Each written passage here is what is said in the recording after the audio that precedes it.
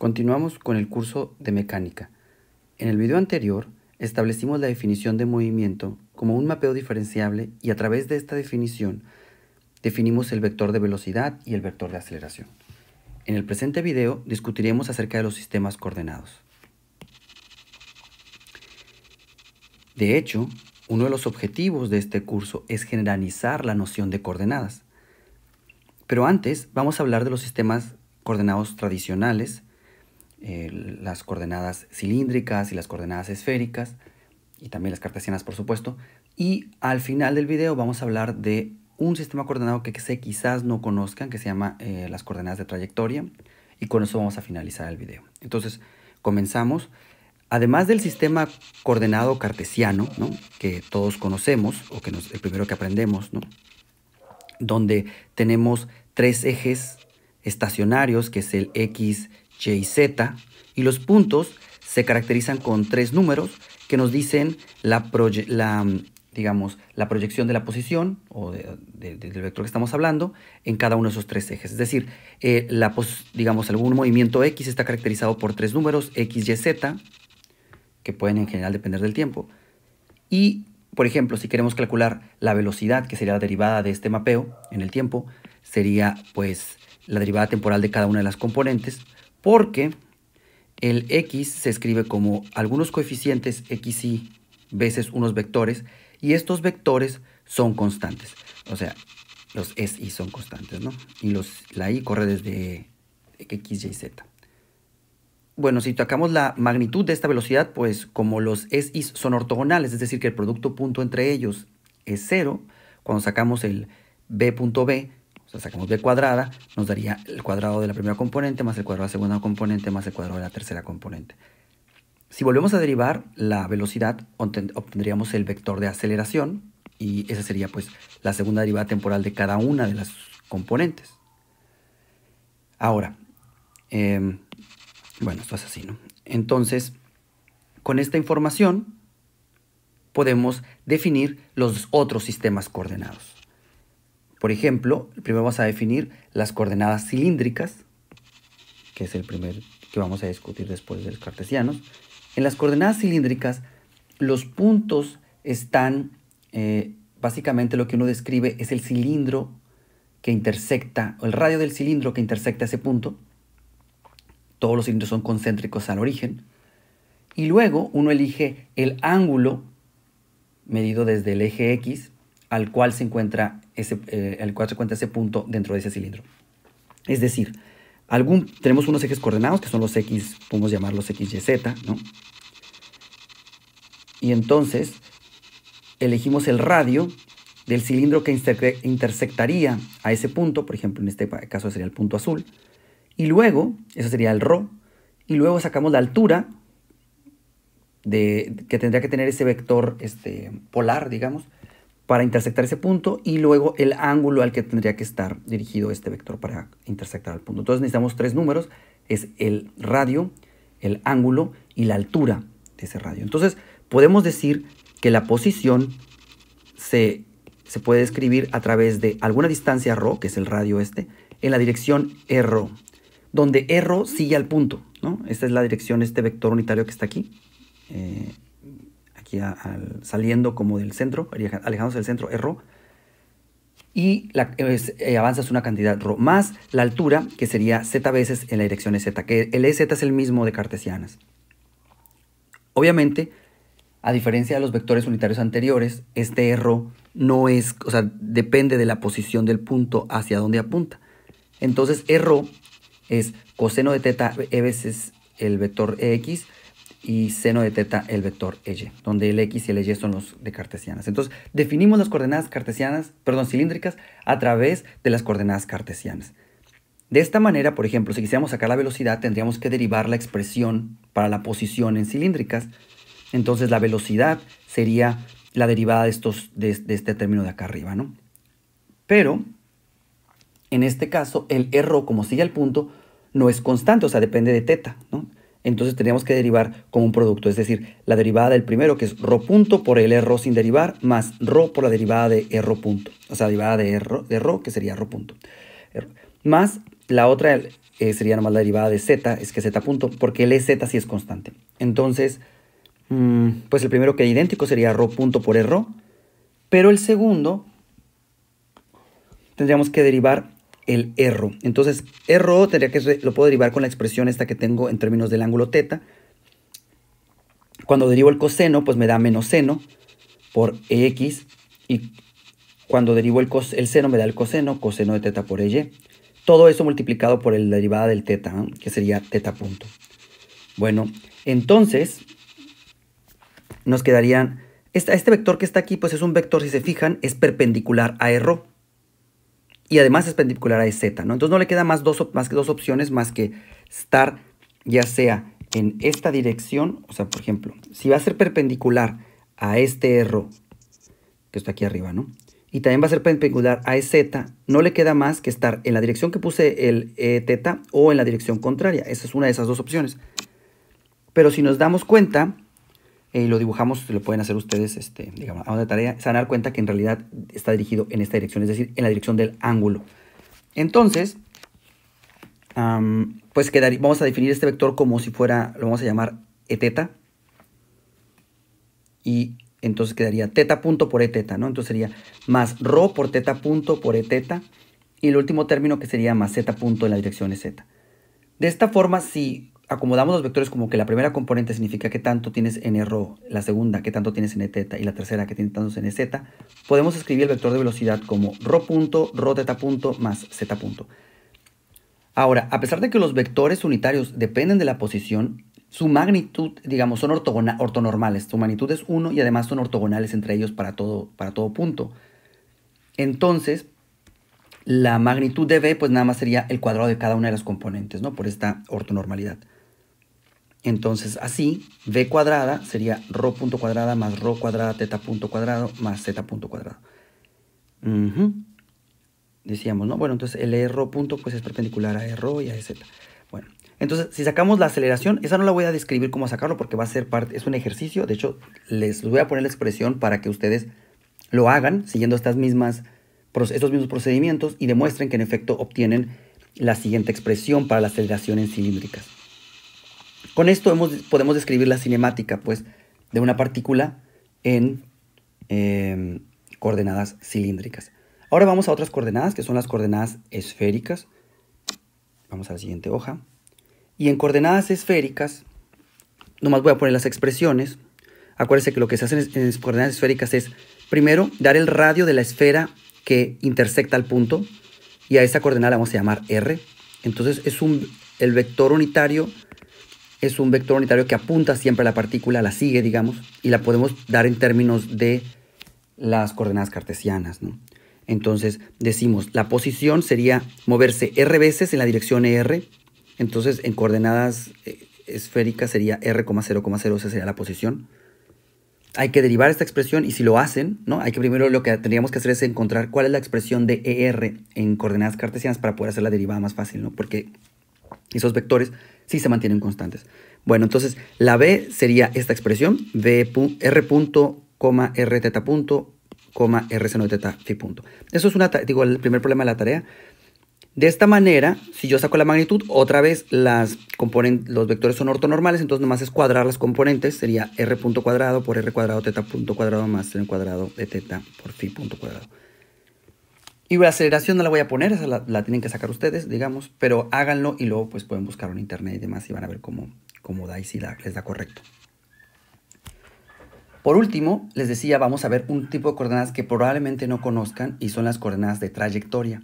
Y estas son unas coordenadas también de tres vectores ortonormales, pero que estas, en vez de seguir, digamos, nada más seguir la dirección de la partícula, van a moverse con la partícula. ¿Y para qué sirven? Por ejemplo, imagínense que quisiéramos describir el movimiento que sientes, por ejemplo, si vas a una montaña rusa. Imagínense que vas en esta montaña rusa que está aquí. Así le dicen aquí en México, no sé cómo se llama en otras partes. Pero, supongamos que queremos... Déjenme abrir un poquito el borrador para que sea más fácil. Bueno, entonces imagínense que vamos en este carrito rojo de esta montaña rusa y queremos describir el movimiento, describir la cinemática de alguna partícula, ya sea el mismo carrito o alguna otra partícula desde este carrito rojo, ¿no? O, por ejemplo, quiero describir el movimiento del carro azul desde el carro rojo. Entonces, pues podemos montar, siempre se puede montar una base ortonormal a una partícula en movimiento. Vamos a escribir eso, vamos a decirlo. Una base ortonormal que podemos elegir de mano derecha puede anclarse a cualquier punto P, en particular uno en movimiento, en una curva suave de manera única en el espacio tridimensional. Y eso es lo que vamos a hacer. Suponemos que tenemos un punto P que se mueve en el espacio tridimensional y queremos anclarle un marco, digamos, una triada de vectores ortonormales. Entonces vamos a utilizar las propiedades de movimiento de esa partícula para definir los vectores, esos vectores ortonormales. Y a ese sistema coordenado se le llama coordenadas de trayectoria. Entonces quería como la primera generalización, ¿no?, de las coordenadas. Bueno, entonces vamos primero a tomar pues las características de movimiento de la partícula para poner este sistema coordenado. Entonces vamos a utilizar la velocidad, que sabemos nosotros que pues es la derivada del tiempo de la posición.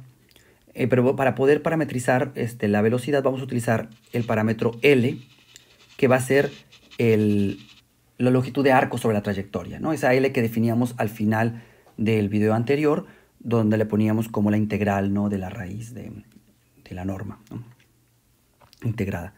Bueno, entonces la velocidad sabemos que es la derivada de la posición con respecto del tiempo, pero entonces vamos a usar la regla de la cadena para meter el parámetro L, que es la longitud de arco, entonces dx en dl, dl en dt. Y sabemos que dx en dt es un vector que siempre es tangente a la tangente de la trayectoria, no superficie, no es trayectoria. Sí, no, vamos a poner aquí trayectoria.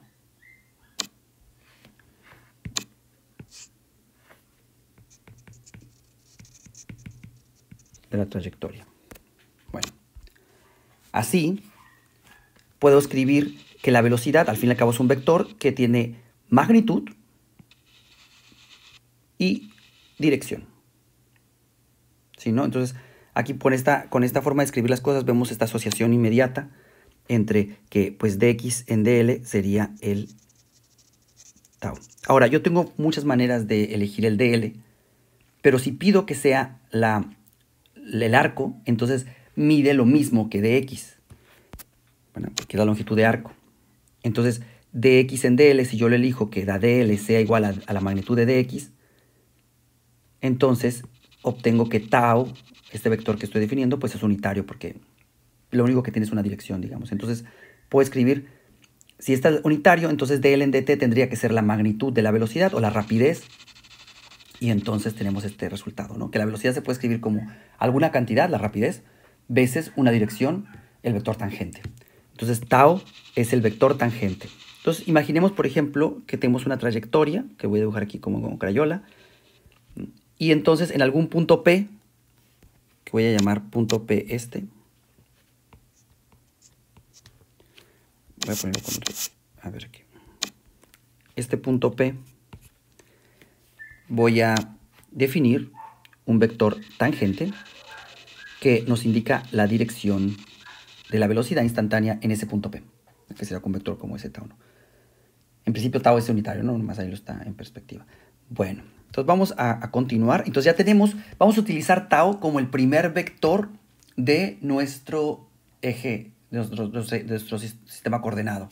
Es decir, por ejemplo, imagínense en esta línea, en este carrito que teníamos aquí a la izquierda, la velocidad instantánea de este carrito rojo, puedo ponerla como que va en esta dirección, ¿no? Y ya tenemos nuestro primer vector para formar nuestro eje coordenado, los ejes coordenados. Y este va a ser el vector tau, digamos, unitario. Si se fijan que cuando yo vaya moviéndome la trayectoria, estos rieles amarillos, pues este vector tau va a ir cambiando, ¿no? Si lo ven. Bueno, entonces vamos a continuar. Vamos a definir, nos falta definir otros dos, ¿no? Que sean ortonormales a para poder tener tres ejes coordenados, tres direcciones con las que podemos escribir cualquier punto en el espacio, y etcétera, ¿no? Bueno, entonces vamos a la siguiente página. Creo que eso está bien aquí. Bueno, entonces teníamos que el vector de velocidad se puede escribir como alguna dirección tau veces una magnitud, que es la rapidez, donde tau es el vector tangente. Podemos escribir nosotros que la dirección, el diferencial de distancia, el diferencial de posición de r, tendría que ser de x aquí, ¿no? Pero bueno, no sé por qué le cambié la notación, pero bueno, entonces sería una distancia en la dirección tau. O sea, el diferencial de distancia se puede escribir como dl por tau, donde d es la longitud de arco. Entonces, dl en dt es igual a dr en dl, dl en dt, ¿no? Que eso sería básicamente la velocidad es igual a pues la magnitud de la velocidad, que es l punto, por la dirección tau. Entonces, la velocidad es r punto o x punto, ¿no? Depende cómo parametrices la posición. Es igual a l punto por la dirección tau.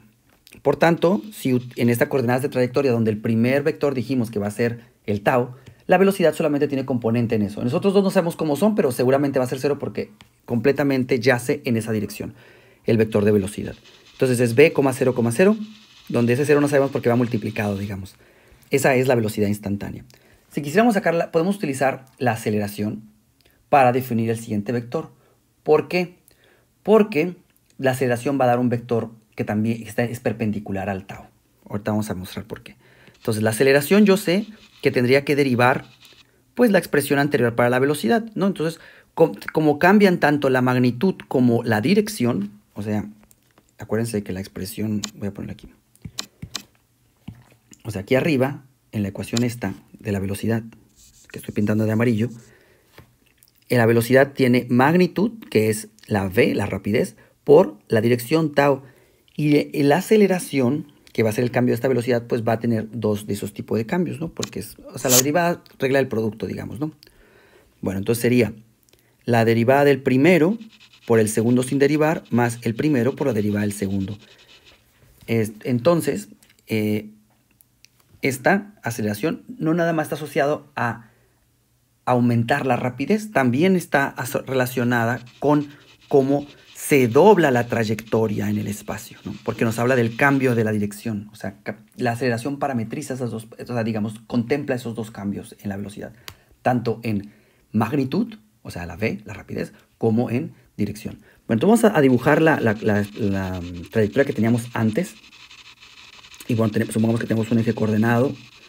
Entonces, tienes la posición, que ahora sí la puse x, ¿no? Que es el punto P, donde tienes un vector instantáneo de velocidad. Y después de una distancia, o un tiempo, como quieras ponerlo, vas a tener alguna otra dirección del tau, que va a ser esta azul. Que en este caso, por ejemplo, si yo dibujara la velocidad, en este caso, en la siguiente punto, pues lo voy a poner aquí como un 5. Sería algo como en esta. ¿Cómo va esta curva? Como así, ¿no? A ver, déjame ponerle más color. Ajá. Sería algo como así. Ya ven que no, mis habilidades de dibujo no son muy grandes, por eso los tengo preparados, porque si no me tardaría muchísimo. Entonces, y ese sería como el tau, ¿no? Para el siguiente tiempo, al siguiente punto, ¿no? Es azul. Bueno, continuamos. Entonces, tenemos esta aceleración. Si la partícula se mueve un diferencial de distancia, el vector tau cambia de tau, ¿no? Tal que el nuevo tau azul es igual al tau rojo más un de tau. Entonces voy a ponerlo aquí. Más un de tau. Entonces este vector es tau más de tau, ¿no? Y tau definiendo un plano que llamaremos plano osculante. Significa plano que está besando a la trayectoria, lo que estoy tratando de decir. Por eso le llaman plano osculante. Y, o sea, evidentemente de tau tiene que estar en una dirección que sea ortogonal a tau, porque tau es unitario, entonces si cambia, tiene que cambiar una dirección perpendicular para que su tamaño no cambie y siempre se mantenga unitario. Entonces voy a ahondar en esto. Miren, ya que tau es unitario, necesariamente de tau es perpendicular a tau. ¿Por qué? Porque entonces si es unitario significa que su magnitud siempre es 1, entonces que es constante. Entonces la derivada de la magnitud, que es igual, bueno, la magnitud al cuadrado aquí, ¿no? Sería la derivada temporal de tau punto tau. Eso es 0 porque la magnitud es 1 siempre, entonces constante. Y por otro lado, por regla de cálculo, sabemos que la derivada de un producto es la derivada del primero por el segundo sin derivar más el primero por la derivada del segundo. Pero luego el producto punto es simétrico, entonces a punto b es igual a b punto a, y de tal forma que podemos escribir la derivada como esto, ¿no? 2 veces tau punto de tau en dt. Y eso es igual a 0. Entonces, como tau no es 0 y como d tau en dt tampoco es 0, la única forma de que sean 0 es que este producto sea 0 porque son ortogonales y por tanto tau es perpendicular a d tau en dt. Y ya, pues tenemos entonces que necesariamente la dirección de cambio de tau es perpendicular a tau. Entonces tenemos dos vectores perpendiculares que por tanto, aunque sean linealmente independientes se puede, pero en este caso son perpendiculares y entonces definen un plano instantáneo al punto P. Ese plano sería el plano osculante a la trayectoria en el punto P. Voy a tratar de dibujar eso en color, digamos, puedo poner un verdecito, un color diferente, vamos a poner un morado para que se vea diferente a lo demás. Entonces, el plano osculante, en este caso, sería, por ejemplo, en esta idea que está aquí, sería como un plano, ¿verdad? Que está definido por el vector tau y el vector de tau. Entonces, ese es el plano que en ese punto está besando a la trayectoria, que es el plano osculante. O sea, como quedó muy rayado ahí, ¿no? Bueno, entonces ya tenemos dos vectores y un plano que instantáneamente besa a la trayectoria, ¿no? Bueno, vamos a continuar porque nos falta otro tercer vector, ¿no? Entonces vamos a la hoja número 4, que está aquí. Muy bien. Entonces, vamos a considerar el cambio de tau, o sea, tau punto, y vamos a definir la dirección de tau punto como el vector normal principal. Es la dirección que les decía que es perpendicular, ¿no? Entonces, pues si lo queremos definir en la dirección de tau, del cambio de tau, pues lo único que hacemos es tau punto sobre su magnitud, y esa dirección, que sería un vector unitario, pues es... Voy a ponerle gorrito. Voy a ponerlo con más clarito, ¿no? 3.6. Ajá. Gorrito aquí, ¿no? Muy bien. Bueno, entonces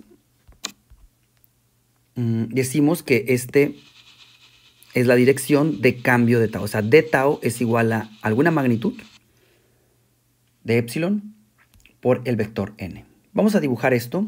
Fíjense, tenemos la trayectoria, el punto P, el vector tangente, el vector después de un intervalo en la trayectoria, tau más d tau.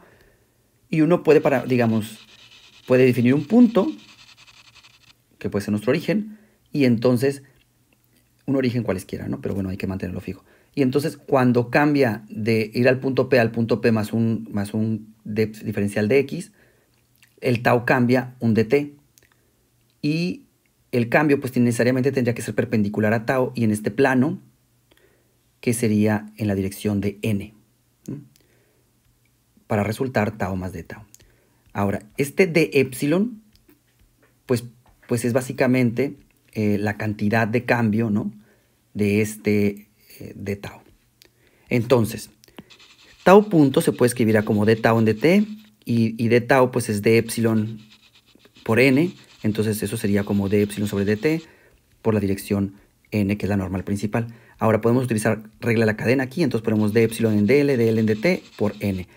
Pero dl en dt es la rapidez, ¿no? Porque es el cambio en la longitud de arco en el tiempo.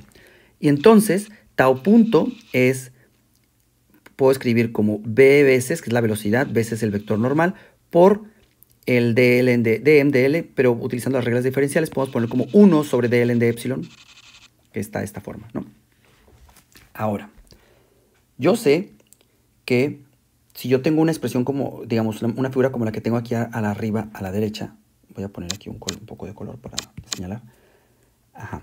Yo sé que si tengo esta situación como la que está aquí, y yo tengo una longitud, eso sería como una longitud, eso sería como un ángulo, ¿verdad? Eso es un ángulo. Y yo puedo sacar que, o sea, yo sé pues que si tengo un ángulo, siempre se puede escribir como la longitud de arco sobre el radio, siempre, ¿no? Por definición de ángulo, digamos. Ahora, yo sé que, ya que esto ocurre, entonces el dl, que sería como la longitud de arco, sobre el ángulo, entonces, que es como despejar esta expresión, ¿no? Si yo despejo esta expresión y pongo, entonces R es igual a la longitud de arco sobre el ángulo. Define un radio. Bueno, entonces la longitud del arco sería dl, pues el cambio en la trayectoria, este que está aquí, digamos, es el dl. Sobre el de epsilon me habla de un radio aquí. Muy bien. Bueno, entonces ese radio es el radio del círculo, que vamos a llamar círculo osculante, que vive en el plano osculante y que nos habla de qué tan curvada está la trayectoria aquí.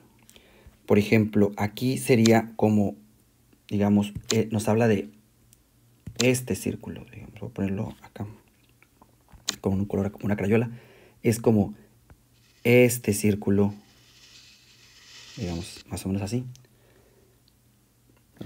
Y entre, pues, más pronunciado sea la curvatura, pues el círculo se va a hacer más chiquito, y entre menos curvada, pues el círculo se va a hacer más grande. De hecho, si fuera recta, fuera un círculo de radio infinito, ¿no?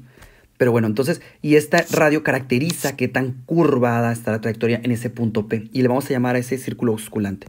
Tengo un dibujo aquí preparado. Por ejemplo, imagínense que tuviéramos esa trayectoria en esta región. Por ejemplo, en este punto, el círculo es este verde, pero donde está más abierta o menos curvada la trayectoria, pues el círculo es un poco más grande en ese otro punto. Bueno, entonces a R le vamos a llamar el radio curvatura del círculo osculante, y tau punto es igual entonces como la velocidad sobre R, donde es el radio del círculo osculante. O sea, es como si yo siguiera este cambio en la dirección de velocidad, terminaría siendo un círculo, y ese círculo que formaría es el círculo osculante. Entonces, hay como un círculo instantáneo que la partícula siente como si tuviera movimiento circular, digamos. Bueno, entonces, creo que es lo que querías contarle. Bueno, entonces aquí nomás una expresión que dibujé, que por ejemplo, si los pones, ¿cómo sería el tau de tau y el de tau que está allá abajo, ¿no? Que en efecto está en la dirección de n. Bueno, vamos a continuar porque nos falta definir, les digo, el tercer vector. Ya tenemos el vector tau, que es el tangente. Tenemos el n, que es el normal, que es el cambio en el tangente, y unitario también. Ahora vamos a definir el otro vector, ¿no? Que tiene que ver con, estamos explorando la aceleración. Bueno, entonces, la aceleración es v punto, que es el cambio en la velocidad, que les digo es la derivada de este producto. Es la derivada del primero por el segundo sin derivar, más el primero sin derivar por la derivada del segundo. Si uno saca en esta expresión, sustituye lo que tenemos antes, que es que tau punto es igual a v entre r, le quedaría que a es igual a v punto, o sea, el cambio en la rapidez manteniendo la misma dirección de velocidad. A esto nos le llamamos, por ejemplo, cuando estudiamos el movimiento circular, le llamamos la aceleración tangencial. Es la aceleración tangencial instantánea. Y el otro, que es tau punto decíamos que es v entre r, con ese v sería v cuadrada sobre r en la dirección normal. Y es la aceleración, lo que nosotros conocemos como la aceleración centrípeta. Qué bonito, ¿no? Entonces tenemos que la aceleración tendría dos componentes, y por ejemplo, si sacamos su magnitud, sería el cuadrado, porque son ortonormales, tau y n, ¿no? Sería el cuadrado del primero más el cuadrado del segundo, y es precisamente la magnitud de la aceleración en coordenadas, por ejemplo, circulares, ¿no? O así, polares también, ¿no? Es la velocidad al cuadrado de la rapidez al cuadrado tangencial, más v cuadrada sobre r cuadrada. V cuarta sobre r cuadrada, perdón. Entonces, pues es un resultado que nos resulta muy natural. O sea, es como que instantáneamente la partícula siente que está en un movimiento circular de un radio como el radio del círculo osculante. Bueno, la curvatura de la trayectoria es una definición geométrica, digamos, es siempre cómo cambia el vector tangente en el arco, en la longitud de arco, y pues sería d tau en dl, y eso es k. Y si lo seguimos esta definición, pues vamos a utilizar la regla de cadena, d tau en dt, dt en dl, y d tau en dt pues no es más que tau punto, y dt en dl pues es 1 sobre la velocidad. Entonces queda esta expresión. Por tanto, yo defino la curvatura, o bueno, la curvatura a veces la velocidad, nos da la magnitud de tau punto, y entonces puedo reescribir la expresión para la aceleración utilizando que tau punto pues es una magnitud, K por B, en la dirección n, y entonces la aceleración nos queda kb cuadrada por L punto, o la velocidad, rapidez, ¿no? Eso podría ser la rapidez, el último término. L punto sería como la aceleración, perdón. El cambio de la rapidez, digamos. Bueno, entonces, pero nos sigue faltando pues el otro vector, ¿no? Vamos a definirlo. Cuando tenemos dos vectores ortonormales, podemos definir un tercer vector ortonormal mediante el producto punto, y eso es lo que vamos a hacer. Entonces, teníamos que la aceleración es igual a k por b cuadrada, que es la curvatura por la velocidad al cuadrado, veces el cambio en la rapidez en la dirección tangente, donde k es igual a 1 entre r, por tanto, comparando con la expresión original para la aceleración. Ahora, la aceleración descansa en el plano formado por tau y n, y es el llamado plano osculante. Muy bien. Ahí se puede dibujar el círculo osculante, que es el círculo que nos habla de la curvatura inmediata en ese punto, ¿no? Vamos a definir el vector binormal. Les decía, si tienes dos vectores ortogonales, puedes definir un tercero que sea ortonormal a ambos mediante el producto cruz. Y a este es el vector binormal. Es tau cruz n. Podemos definirlo como n cruz tau, pero bueno, por convención se hace así. Y ya que tau es paralelo a n, perdón, tau punto es paralelo a n, y que n es unitario, la razón de cambio del b está en la dirección paralela a n, ¿no? Vamos a verlo, por ejemplo, lo voy a poner en ocasiones, es más inmediato. Si yo saco b punto, otra vez b punto nomás puede cambiar en dirección, ¿no? Entonces sería la derivada del primero, que sería tau punto por n más el primero sin derivar por la derivada del segundo. Por eso se llama producto cruz, ¿no? Porque deriva como producto. Y entonces, pero nosotros sabemos que tau punto está en la dirección de n, entonces dos vectores que son paralelos, cuando sacas el producto punto, da 0, entonces el primer término se elimina, y entonces nos queda nada más el segundo, y por tanto, queda tau cruz n punto, ¿verdad? Y como n punto, y pues bueno, entonces necesariamente es perpendicular a n, ¿no? Esta cosa, a ver, déjame si lo hice bien o no. Tau punto es paralelo a L. Ajá, se elimina ese término y nomás nos queda tau cruz n punto. Muy bien. Y entonces necesariamente, y como n punto, como es perpendicular a n, y tau también es perpendicular a n, entonces el único resultado posible es que b esté paralelo a la dirección de n. Entonces vamos a definir cómo cambia el b, y le vamos a llamar la torsión de la curvatura.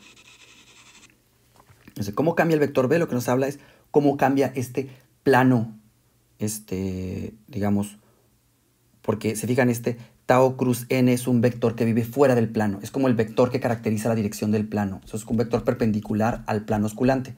Cómo cambia ese plano osculante nos habla de cómo se curva, cómo se cambia de dirección este plano, y por eso le llamamos torsión. Entonces b punto, tendría que derivarlo, ¿no? Sería la derivada de este valor, pues sería esta cantidad, ¿no? Teta por L punto en la dirección n. O bien, derivada de b en dl es igual a teta en la dirección n.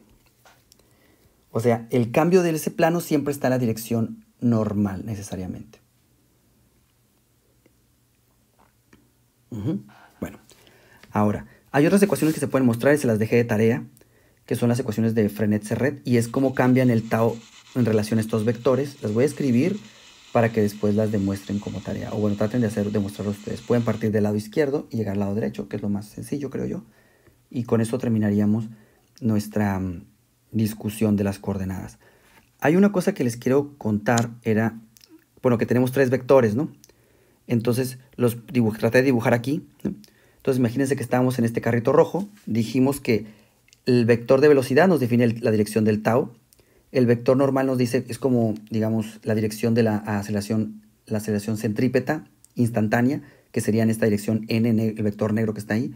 Y esos dos definen un plano, y perpendicular a ese plano está el vector binormal, que es el b, que es como, digamos, esta b que está ahí, ¿no? Que es perpendicular al círculo osculante. Entonces con eso terminamos el video y continuamos en el siguiente, ¿no?